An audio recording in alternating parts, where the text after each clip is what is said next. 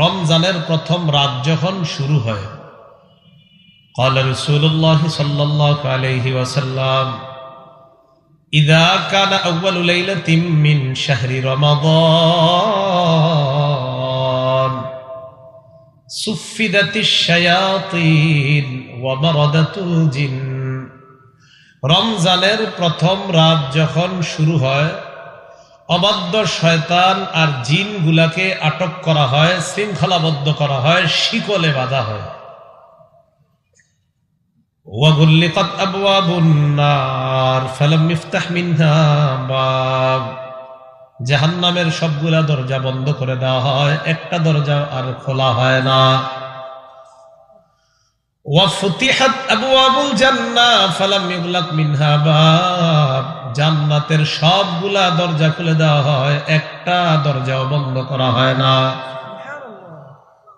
কবে এটা? প্রথম রাতে আর কি এটা হয়। হওয়ার পর ওয়ায়ুনাদি মুনাদিন ইয়া বাগিয়াল খাইরি আকবিল। এই জায়গাটা মন দিয়ে শুনেন। একজন ঘোষণাকারী রমজানের প্রথম রাতে ঘোষণা দিয়ে বলতে থাকে, ও কল্যাণের অন্বেষণকারী, তুমি ইবাদত করতে করতে আরো আগে বেড়ে যাও। মানে আপনি আগে থেকেই কল্যাণের অনুসন্ধানকারী।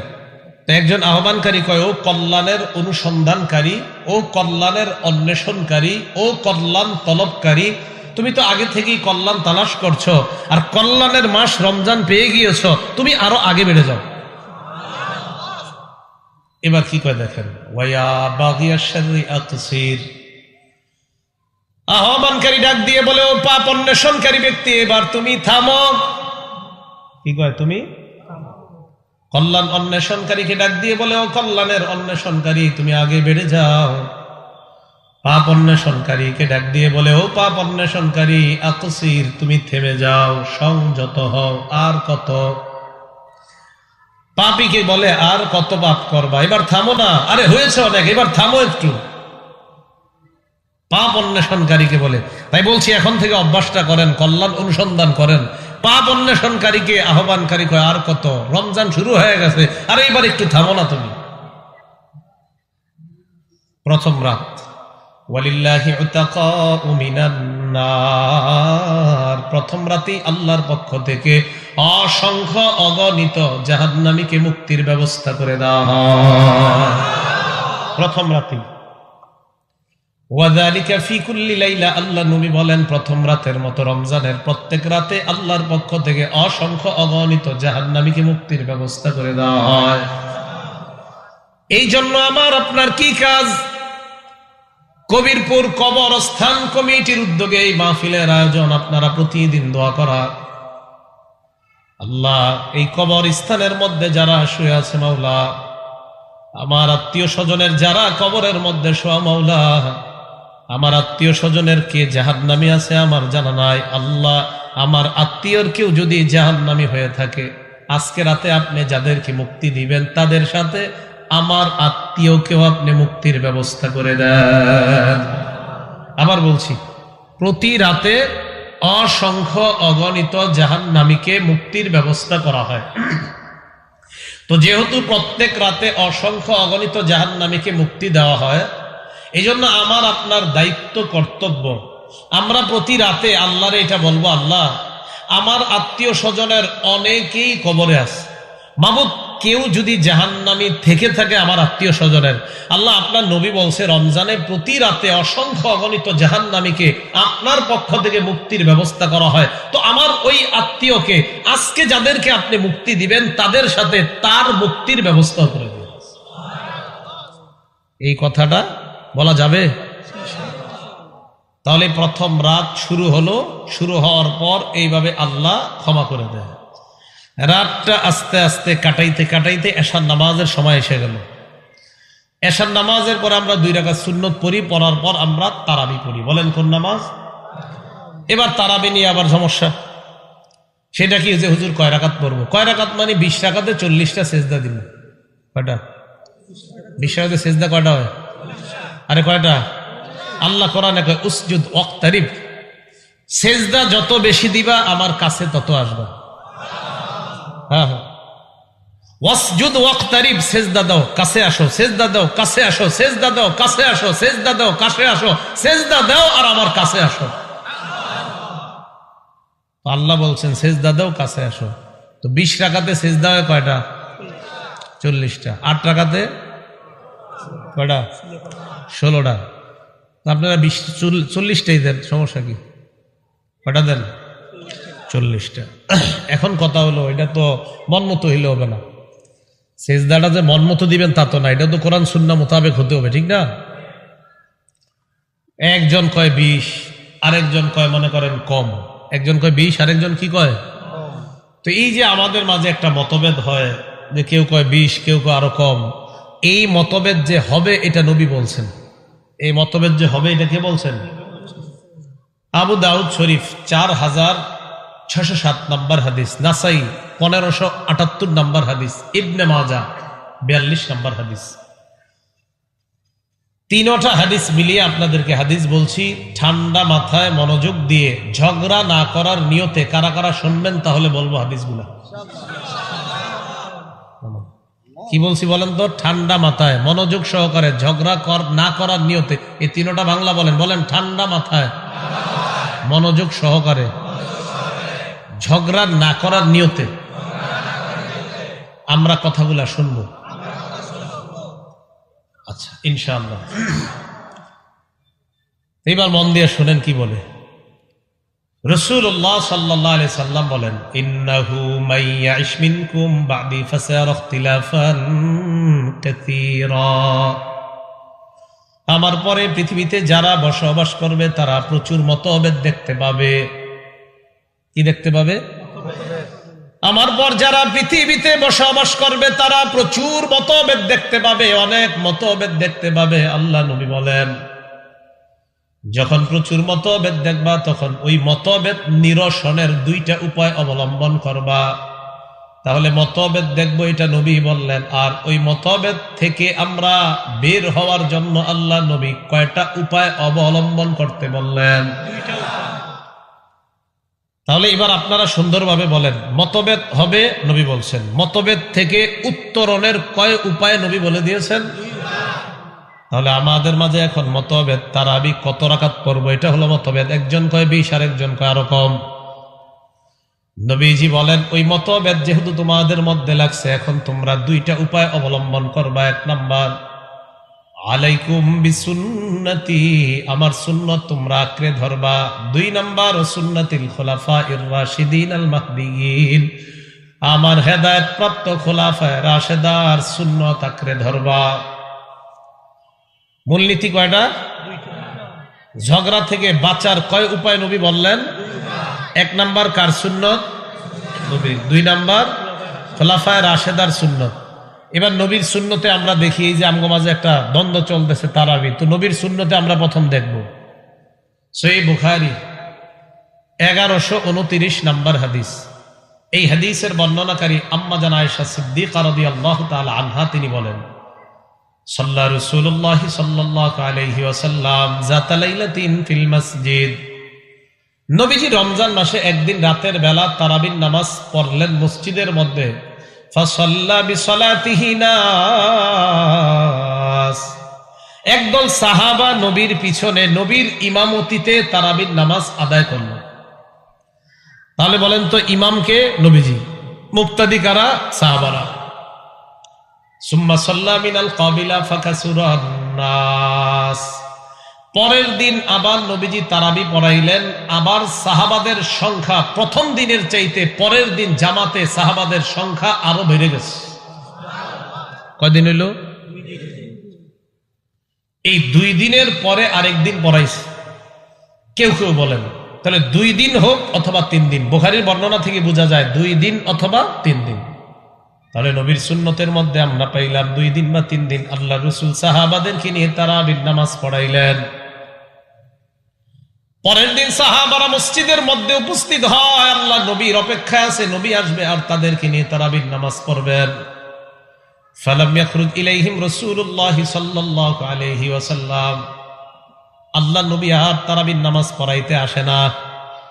ফালাম্মা আসবাহা, সকালবেলা আল্লাহর নবী বললেন, কদ রাআইতুল্লাযী সানাতুম, রাতের বেলা তোমাদের তারাবির নামাজের প্রতি আগ্রহ আমি লক্ষ্য করেছি।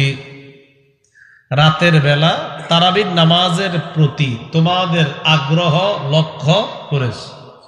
ফালাম ইয়ামনানি মিনাল খুরুজি ইলাইকুম ইল্লা আন্নী কদ খাশিতু আন তুফরাদা আলাইকুম, আমি আসি নাই কেন জানো? আমি চিন্তা করলাম আমি যদি তোমাদেরকে নিয়ে এভাবে আবারও 2-1 দিন তারাবির নামাজ জামাতে পড়ি, না জানি আল্লাহ তোমাদের উপরে এই নামাজকে ফরজ করে দেয় কিনা, এই আশঙ্কায় আর আমি তোমাদেরকে তারাবি পড়াইতে আসি নাই। কি আশঙ্কা করছে? তারাবির নামাজ ফরজ হওয়া। যেই নামাজ নবী ফরজ হওয়ার আশঙ্কা করলেন, এই নামাজটার গুরুত্ব কম না অনেক বেশি? তাহলে নবীজি সাহাবাদেরকে নিয়ে তারাবি কয়দিন পড়াইলেন? 2 দিন বা 3 দিন। তাহলে আমাদের মতভেদ নিরসনের প্রথম মূলনীতিতে শুধু তারাবি পাইলাম, রাকাত পাইনি। কি পাইলাম? তারাবি পাইছি, কি পাই নাই? তাও তারাবি পাইছি 2 দিন বা 3 দিন জামাতে, পুরা মাস জামাতে এটাও পাই নাই। আমরা কি 3 দিন পড়ি না পুরা মাস? তাহলে নবীর সুন্নতে তারাবি কয়দিন পাইলাম? 2 দিন বা 3 দিন। এই 2 দিন বা 3 দিন জামাতে নবীর সুন্নতে আমরা কি পেয়ে গেলাম? তারাবি, বাকি রাকাত পাইনি।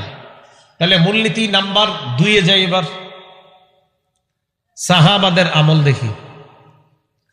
কিতাবের নাম মুয়াত্তা মালিক, শিরোনামের নাম মা জাআ ফি কিয়ামি রমাদান, বর্ণনাকারীর নাম আব্দুর রহমান আল কারি রাহমাতুল্লাহি আলাইহি বলেন, খরাজতু মা'a উমর ইবনুল খাত্তাব রাদিয়াল্লাহু তাআলা আন ফি রমাদান ইলাল মসজিদ, আমি রমজান মাসে ওমর ফারুক রাদিয়াল্লাহু তাআলা আনহুর সাথে মসজিদে গেলাম।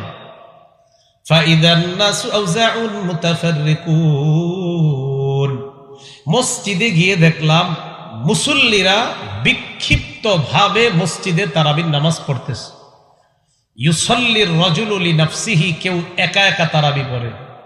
ওয়া ইউসাল্লির রাজুলু ফায়ুসাল্লি বিসালাতিহি আর-রাহতু, কেউ আবার 2-4 জন নিয়ে জামাত করতেছে। একই মসজিদে কেউ কেউ একা একা তারাবি পড়ে, আবার কেউ কেউ 2-4 জন নিয়ে জামাত। বলেন তো, এই যে জামাত হচ্ছে অনেকগুলা অথবা একা একা অনেকে নামাজ পড়তেছে, এটা কি অনেক মসজিদে না এক মসজিদে? ওমর ফারুক রাদিয়াল্লাহু তাআলা এই দৃশ্য দেখার পর তিনি বললেন, ওয়াল্লাহি ইন্নী লাউরানি লাউ জামাতু হাউলাই আলা কারিইন ওয়াহিদিন লাকানা আমসালা। ওমর ফারুক রাদিয়াল্লাহু তাআলা আনহু বললেন, লাউ জামাতু হাউলাই আলা কারিইন ওয়াহিদিন লাকানা আমসালা, আমি যদি সব মুসল্লিগুলারে এক ইমামের পিছনে দাঁড় করিয়ে দিতে পারতাম তাহলে দৃশ্যটা বড় চমৎকার হতো। ফাজামাআহুম উমর আলা উবাই ইবনে কাব রাদিয়াল্লাহু তাআলা আন, ওমর ফারুক রাদিয়াল্লাহু তাআলা আন সব মুসলমানদেরকে উবাই ইবনে কাব রাদিয়াল্লাহু ইমাম বানায়া সব মুসলমানদেরকে এক ইমামের পিছনে জামাতে দাঁড় করায়া দিলেন। শুরু হয়ে গেল পুরা রমজান মাস জামাতে তারাবির নামাজ আদায়।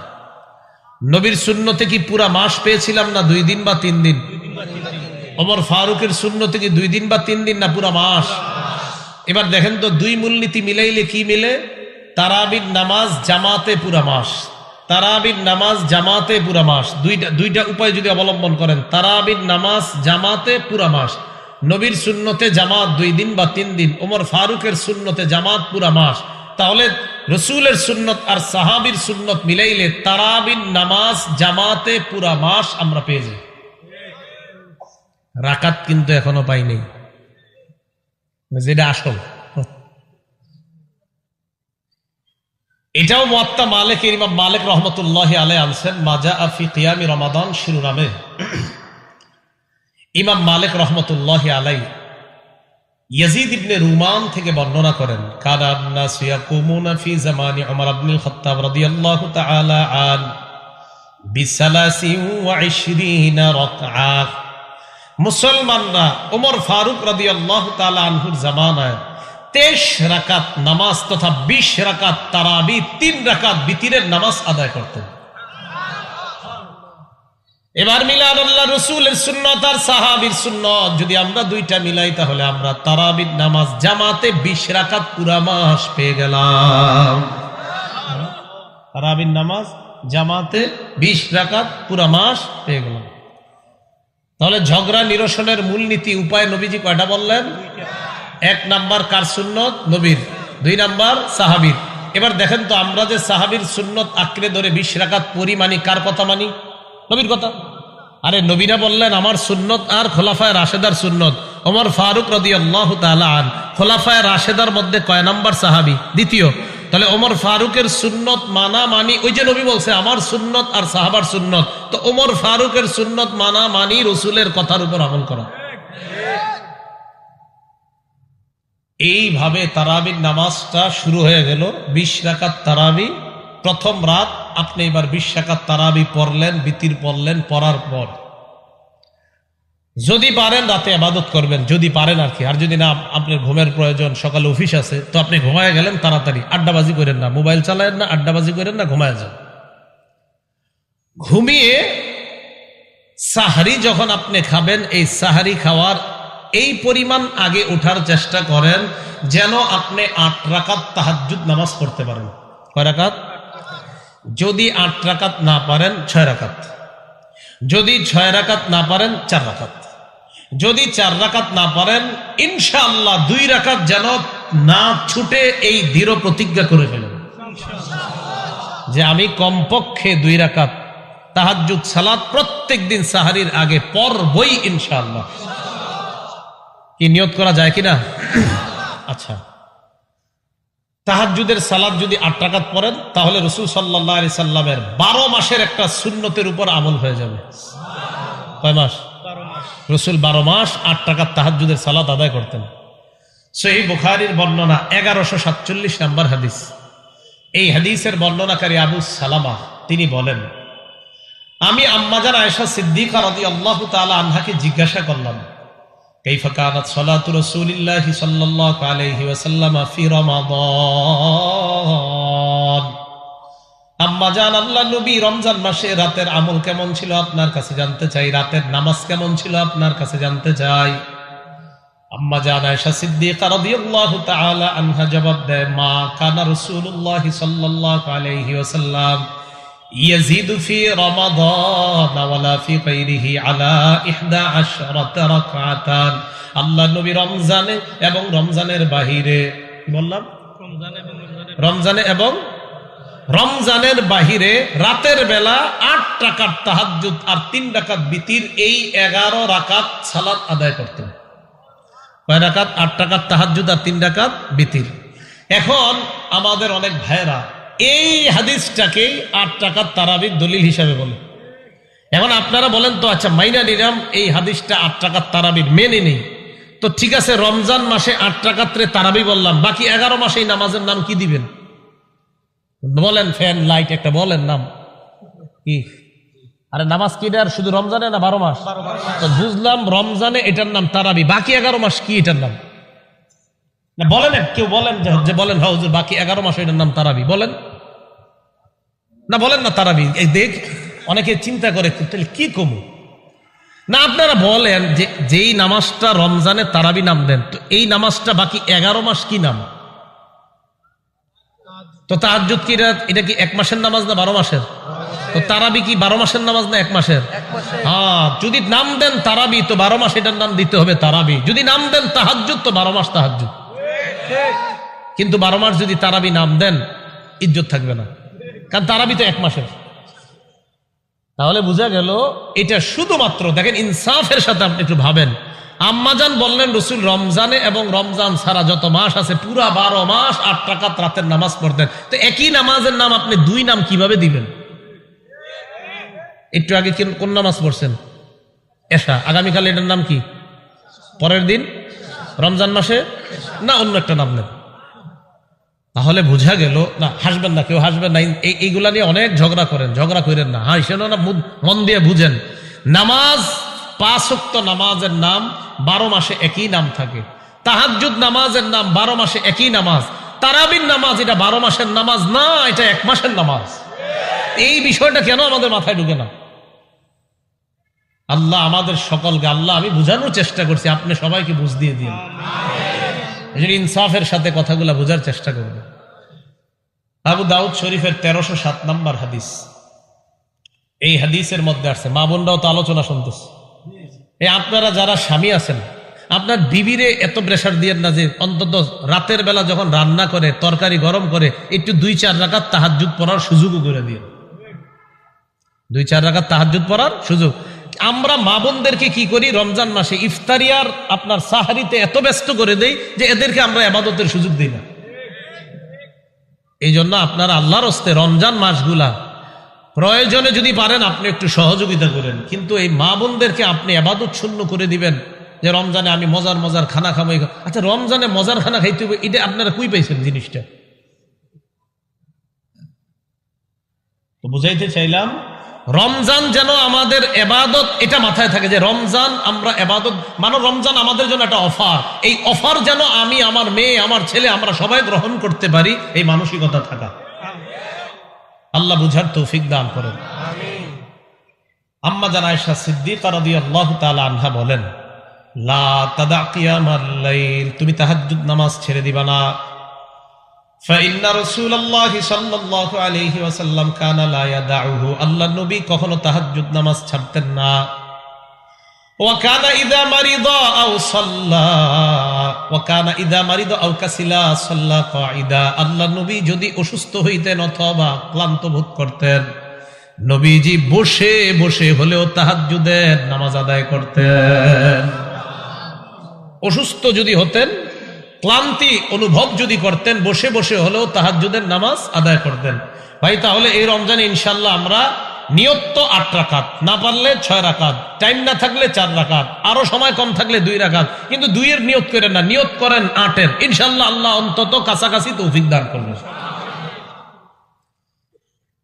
সহিহ বুখারীর বর্ণনা, আম্মা জান আয়েশা সিদ্দিকার আরেকটা বর্ণনা।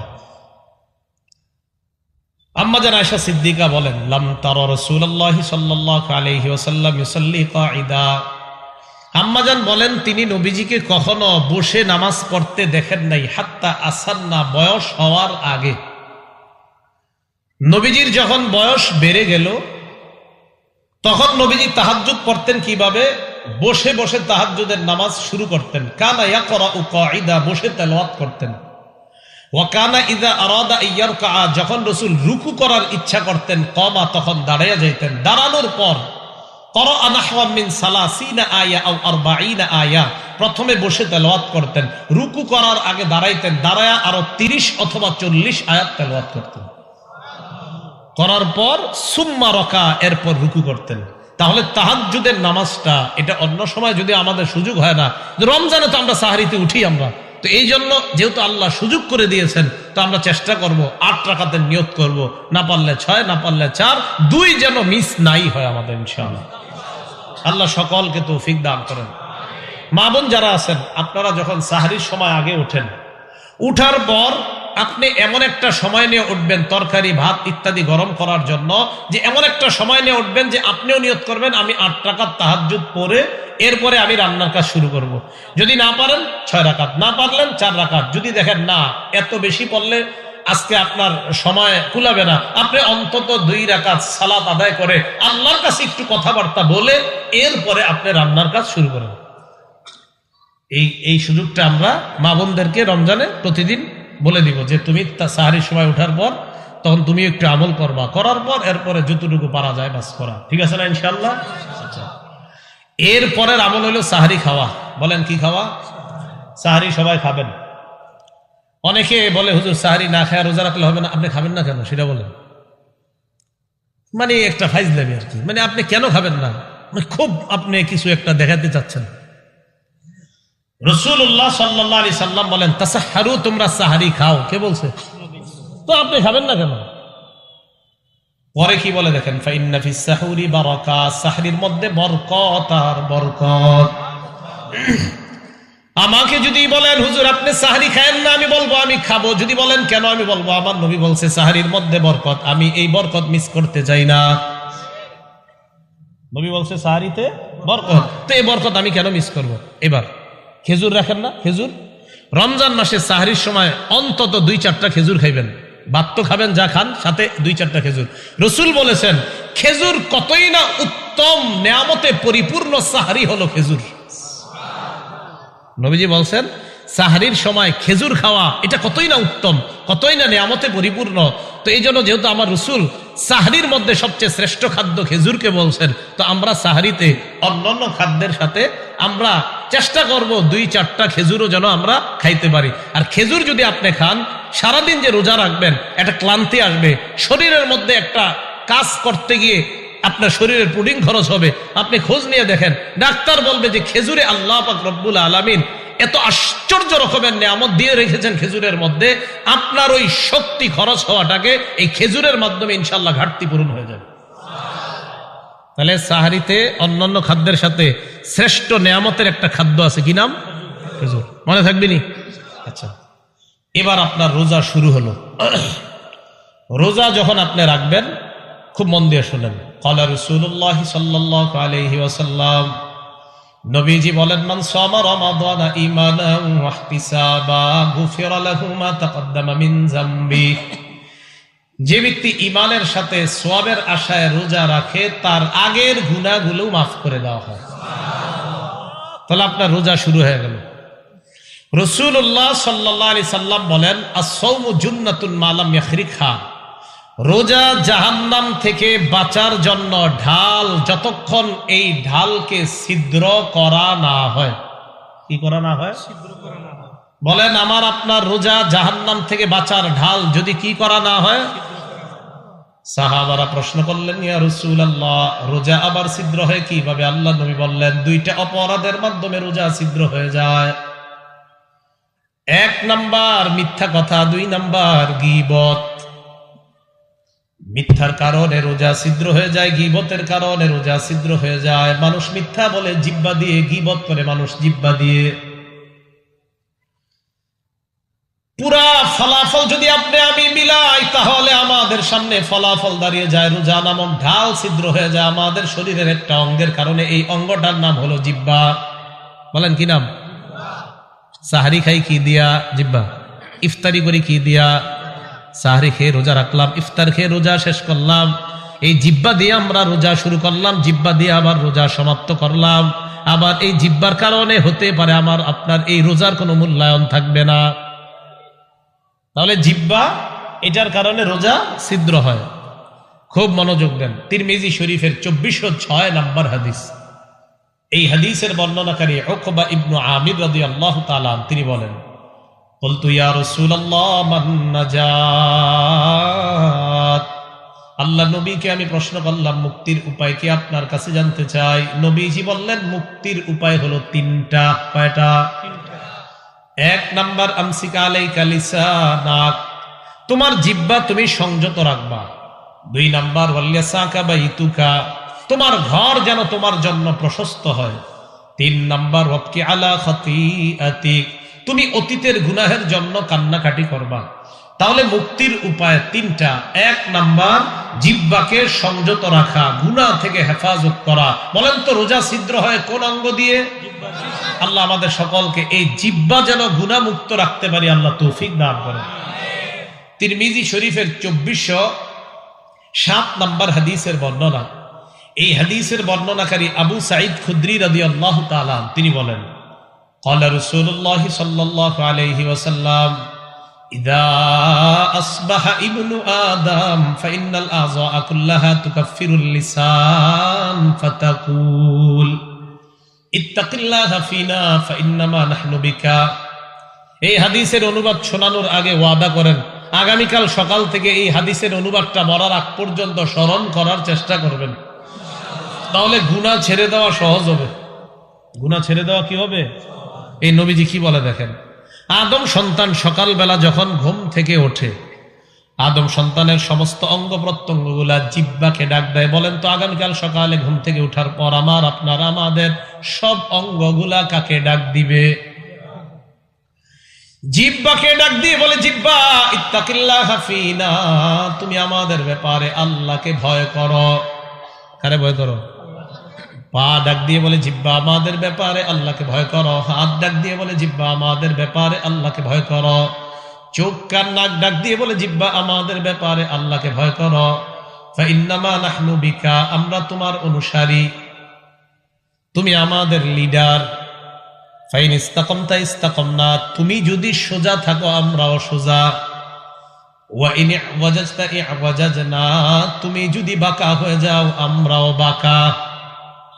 সব অঙ্গ প্রত্যঙ্গ সকালবেলা কয় জিহ্বা, তুমি যদি ঠিক থাকো আমরা ঠিক, তুমি যদি বাঁকা হও আমরাও বাঁকা। তাহলে জিহ্বা যদি সোজা না থাকে, অঙ্গ প্রত্যঙ্গ অন্যগুলা সোজা থাকে না। জিহ্বায় কয় সুদের টাকা আনো, পা হেঁটে আনতে যায়, হাত গিয়ে সুদের টাকা স্পর্শ করে, হাত পা বলে জিহ্বা তুমি যদি এই বাঁকা অর্ডারটা না দিতা তো আমি পা এই বাঁকা পথে পা বাড়াইতাম না, আমি হাত এই বাঁকা জিনিসটা ছুঁয়ে দেখতাম না। তাহলে বলেন তো, প্রতিদিন সকালে আমাদের অঙ্গ কারে ডাক দেয়? জিহ্বাকে ডাক দিয়ে কারে ভয় করতে কয়? রোজা নামক ঢাল ছিদ্র হয় কোন অঙ্গের কারণে? জিহ্বার অপরাধ থেকে আল্লাহ বাঁচার তৌফিক দান করেন। তিরমিজি শরীফের 2408 নম্বর হাদিসের বর্ণনা। এই হাদিসের বর্ণনাকারী সাহাবী সাহল ইবনু সাদ রাদিয়াল্লাহু তাআলা তিনি বলেন, ক্বালা রাসূলুল্লাহ সাল্লাল্লাহু আলাইহি ওয়াসাল্লাম মান ইয়াতাকাফফালু লি মা বাইনা লাহইহি ওয়া মা বাইনা রিজলাই আতাকাফফালু লাহু বিল জান্নাহ। যে ব্যক্তি তার দুই চোয়ালের মাঝে জিহ্বা আর দুই রানের মাঝে লজ্জাস্থান, এই দুইটা জিনিস গুনাহ থেকে বাঁচার নিশ্চয়তা আমাকে দিয়ে দেয়, আমি নবী তাকে জান্নাতে নেওয়ার জিম্মাদার হয়ে যাব। তিরমিজি শরীফের 2409 নম্বর হাদিসের বর্ণনা। عن أبي هريرة رضي الله تعالى عنه قال قال رسول الله صلى الله عليه وسلم من وقاه الله شر ما بين لحييه وشر ما بين رجليه دخل الجنة। কোন ব্যক্তিকে যদি আল্লাহ জিহ্বার অনিষ্টতা থেকে বাঁচায় আর লজ্জাস্থানের অনিষ্টতা থেকে বাঁচায়, এই ব্যক্তি মারা যাবে, জান্নাতে প্রবেশ করবে। তাহলে বলেন তো, জান্নাতে যাওয়ার জন্য রাসূল কয়েকটা অঙ্গের গুনাহ থেকে বাঁচতে বললেন। এক নাম্বার কোন অঙ্গ? রোজা ছিদ্র হয় কোন অঙ্গের কারণে? এই জন্য জিহ্বার গুনাহ থেকে আমরা বাঁচার চেষ্টা করবো, আল্লাহ তৌফিক দান করেন। অনেকে নিয়ত করে রাখছে রমজানটা আসলে কে কিভাবে লাভবান হতে পারবে, এই নিয়তে আছে। একদল নিয়তে আছে আমি কিভাবে আমলে লাভবান হব, আর বেশিরভাগই নিয়তে আছে এই রমজানে আমার লুঙ্গি ব্যবসায় কিরকম লাভ হইতে পারে। তো প্রত্যেকেই কিন্তু এই জিহ্বারে নিয়ে একটা গর্বে আছে এখন, যে জিহ্বার কারুকার্য দেখাতে হবে রমজানে। কিসের কারুকার্য? জিহ্বার শিল্প। জিহ্বার শিল্প দেখাবে রমজানে। কি? এটা দিয়ে যে কত প্রকারে, কত ভাবে, নানান রকমের মিথ্যা কিভাবে বের হয়, এটার প্রতিযোগিতা চলবে রমজানে। কারণ টার্গেট তো আছে, যে এই পরিমাণ একটা টার্গেট তো আছে রমজানে। তো টার্গেট ফিল আপের জন্য ব্যবহার করবে কাকে বলেন? এটাকে ব্যবহার করবে। রাসূল বলেন তোমার জিহ্বা তোমার রোজারে কিন্তু সিদ্ধযুক্ত করে দিবে, এটা মাথায় রাখো। সারাদিন জিহ্বারে এদিক সেদিক নাড়ায়া ইফতারির আগে ভিআইপি চকবাজার থেকে ইফতারি আইনা ব্যবস্থা, শানদার ইফতারি করলা। উম্মত একটু চিন্তা করো, যেই রোজা সারাদিন রাখলা, এটা কি তোমার জাহান্নাম থেকে বাঁচার কারণ হয়েছে কিনা, এখনই তোমার ভাবার বিষয়। তিরমিজি শরীফের 2410 নম্বর হাদিস। এই হাদিসের বর্ণনাকারী সুফিয়ান ইবনে আব্দুল্লাহ আস-সাকাফি রাদিয়াল্লাহু তাআলা তিনি বলেন, আমি নবীজিকে প্রশ্ন করলাম, মা আখওয়াফু মা তাখাফু আলাইয়া ইয়া রাসূলুল্লাহ, হে আল্লাহর রাসূল, আমার জন্য সবচেয়ে ক্ষতিকর, সবচেয়ে ভীতিকর, সবচেয়ে ভয়ঙ্কর বিষয় আপনি কোনটাকে মনে করেন? নবীজি কি করলেন দেখেন, ফাআখাযা বিলিসানি নাফসিহি, নবী নিজের জিহ্বা মুবারক ধরলেন, ধরার পর বললেন, হাযা, এটা। কি বললেন? এটা। এটা আমি তোমার জন্য সবচেয়ে ভীতিকর, ক্ষতিকর, বিপজ্জনক মনে করি। তাহলে বলেন তো, আমাদের জন্য সবচেয়ে বিপজ্জনক অঙ্গ রাসূল কোনটাকে মনে করেন? রোজা ছিদ্র করে কোন অঙ্গ? জিহ্বা। মানুষ জাহান্নাম থেকে বাঁচতে পারবে কোন অঙ্গের গুনাহ থেকে বাঁচলে? জিহ্বা। এবার তিরমিজি শরীফের 2616 নম্বর একটা হাদিস শোনেন। হাদিসের শেষের দিকে একটা বিষয় আছে যেটা খুব ইন্টারেস্টিং। লম্বা একটা ওয়াজ করবে নবীজি, করার পর শেষের দিকে একটা কথা বলবে। আগে ওয়াজটা শুনেন, কি ওয়াজ করে নবীজি। এই হাদিসের বর্ণনাকারী সাহাবী মুআজ ইবনে জাবাল রাদিয়াল্লাহু তাআলা তিনি বলেন, রাসূলের সাথে এক সফরে ছিলাম আমরা। সফরে চলতে চলতে একদিন আমি নবীজির কাছাকাছি চলে গেলাম, কাছাকাছি। যাওয়ার পর আমি নবীজিকে বললাম, আখবিরনি বিআমালিন ইউদখিলুনিল জান্নাহ ওয়া ইউবাইদুনি আনিন নার। হুজুর, আমারে আপনি এমন একটা আমল বলেন যে আমল আমাকে জান্নাতে প্রবেশ করাবে আর জাহান্নাম থেকে দূরে রাখবে, এমন কিছু আমল আমাকে বলেন। তো এই কথা বলার পর নবীজি কি বললেন দেখেন, লাকাদ সাআলতানি আন আযীমিন ওয়া ইন্নাহু লায়াসিরুন আলা মান ইয়াসসারাহুল্লাহ। তুমি খুব কঠিন একটা প্রশ্ন করছো। কি প্রশ্ন? উনি প্রশ্ন করছে, হুজুর আমারে এমন আমল বলেন যে আমল আমারে জান্নাতে নিবে, জাহান্নাম থেকে দূরে রাখবে। নবীজি বললেন, তুমি কঠিন প্রশ্ন করছো, তবে ওয়া ইন্নাহু লায়াসিরুন আলা মান ইয়াসসারাহুল্লাহ, এই প্রশ্নটা তার জন্য সহজ, যার জন্য আল্লাহ সহজ করে দেয়। নবীজি বললেন, তা'বুদুল্লাহ লা তুশরিকু বিহি শাইআ, ইবাদত করবা, আল্লাহ শিরিক করবা না। এক। 2 নাম্বার, তুকিমুস সালাহ, নামাজ কায়েম করবা। 3 নাম্বার, তুতিজ যাকাত, যাকাত আদায় করবা। 4 নাম্বার, তাসুমু রমাদান, রমজানের রোজা রাখবা। 5 নাম্বার, তাহুজ্জুল বাইতা, হজ করবা। কি করবা? আল্লাহ তাড়াতাড়ি হজ করার তৌফিক দান করেন। হ্যাঁ, আল্লাহ তাড়াতাড়ি হজ যারা করেন নাই, খুব তাড়াতাড়ি হজ করার তৌফিক দান করেন। আল্লাহ আপনি কবুল করেন। খুব তাড়াতাড়ি সবাইকে হজে যাওয়ার তৌফিক দান করেন।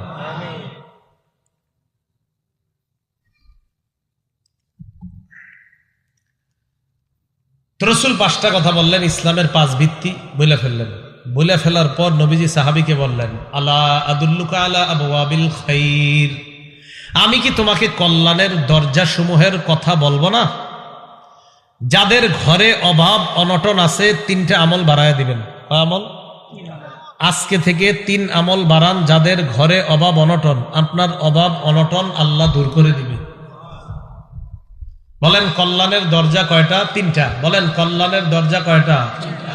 এই নবীজি সাহাবীকে বলেন, as-sawmu junnah, 1 নাম্বার রোজা, এটা কল্যাণের দরজা। সোমবার বৃহস্পতিবার, মানে রমজান ছাড়া সোমবার বৃহস্পতিবার আর 13, 14, 15 আইয়ামে বীজের রোজাগুলো রাখতে পারেন। তো কল্যাণের দরজা 1 নাম্বার রোজা। 2 নাম্বার সদাকা, সদকা করা। কি করা? সদকা করা। নবীজি বলেন সদকা কি জানো? as-সাদাকাতু তুতফিউল খাতিআ কামা ইউতফিউল মাউন নার। সদকা এমন এক ইবাদত, পানি যেমন আগুনকে নিভিয়ে দেয়, সদকাকারী ব্যক্তির গুনাহকে ধুয়ে মুছে সাফ করে দেয়। ধুয়ে মুছে সাফ করে দেয়। 3 নাম্বার, ওয়াসসালাতুর রাজুলি মিন জাওফিল লাইল, রাতের বেলা তাহাজ্জুদ নামাজ। রাতের বেলা তাহাজ্জুদ নামাজ। কারো ঘরে যদি অভাব অনটন লাগে, যদি রমজান ছাড়া হয়, তো নফল রোজা বাড়ায় দেন। 2 নাম্বার সদকা করেন। 3 নাম্বার আপনি তাহাজ্জুদ নামাজ পড়েন, আল্লাহকে বলেন। রাসূল বলেন এই 3টা হলো কল্যাণের দরজা। এই 3 ইবাদত কোন উম্মত করবে তো কল্যাণ তার জীবনে আসবেই আসবে। এটা বলার পর নবীজি তাকে বললেন, আলা উখবিরুকা বিরাসিল আমরি কুল্লিহি ওয়া আমুদিহি ওয়া যিরওয়াতুস সানামি, আমি কি তোমাকে প্রত্যেকটা জিনিসের মূল কোনটা এটা বলবো না? আর প্রত্যেকটা বিষয়ের খুঁটি কোনটা এটা কি বলবো না? আর প্রত্যেকটা জিনিসের সর্বোচ্চ চূড়া কোনটা এটা বলবো না? নবীজি কিন্তু একের পর এক ওয়াজ করতেছে ওনারে। জি হুজুর বলেন। নবীজি বললেন, রাসূল আমরি আল ইসলাম, প্রত্যেকটা জিনিসের মূলের নাম হলো ইসলাম। বলেন প্রতিটা জিনিস, আমাদের যে মুসলমানদের মূলের নাম কি? ইসলাম। ওয়া আমুদুহু আস-সালাহ, খুঁটির নাম নামাজ। বলেন খুঁটির নাম। ওয়া যিরওয়াতু সানামিহি আল জিহাদ, সর্বোচ্চ চূড়ার নাম হলো জিহাদ। বলেন সর্বোচ্চ চূড়ার নাম। এবার পরীক্ষা দেন, বলেন কল্যাণের দরজা কয়টা? 1 নাম্বার রোজা, 1 নাম্বার। 2 নাম্বার সদকা, 3 নাম্বার তাহাজ্জুদ। মূলের নাম কি? ইসলাম। মূলের নাম কি? খুঁটির নাম। খুঁটির নাম আর সর্বোচ্চ চূড়ার নাম। তাহলে আর কিছু বাকি আছে? নবীজি সব বলে ফেলছে না? নবীজি সাহাবীরে কয়, মুআজ এই সবগুলা ওয়াজ যে তোমারে করলাম, এটার একটা সার নির্যাস আছে, এটাই তো তোমার এখনো বলিনি। এগুলা কি আছে? মুআজ ইবনে জাবালকে আল্লাহ রাসূল বললেন, আলা আদুল্লুকা আলা মালাকি যালিকা কুল্লি, এই যে এতক্ষণ তোমারে ওয়াজ করলাম, এই ওয়াজগুলা তোমার তখন ঠিক থাকবে যদি শেষের এই ওয়াজটা তুমি শোনো। এটাই যদি না শোনো তো উপরের গুলা তো ঠিক থাকবে না। জি হুজুর বলেন, আমসাকা আলা লিসানি, নবীজি নিজের জিহ্বা মুবারক ধরে বললেন, মুআজ কুফা আলাইকা হাযা, এটা নিয়ন্ত্রণ করবা, সব ঠিক থাকবে। বলেন, রোজা ছিদ্র হয় কোন অঙ্গের কারণে? রাসূল কি বলতেছে দেখেন, এটা নিয়ন্ত্রণ করবা মুআজ, তোমার সব যত ইবাদতের ওয়াজ করলাম তখন সব ঠিক থাকবে। তো মুআজ ইবনে জাবাল রাদিয়াল্লাহু তাআলা আনহু বললেন, ইন্না লামুআখাযুনা বিমা নাতাকাল্লামু বিহি ইয়া রাসূলুল্লাহ। হুজুর, কথার কারণেও কি আল্লাহ আমাদেরকে পাকড়াও করবে, আমাদেরকে ধরা হবে?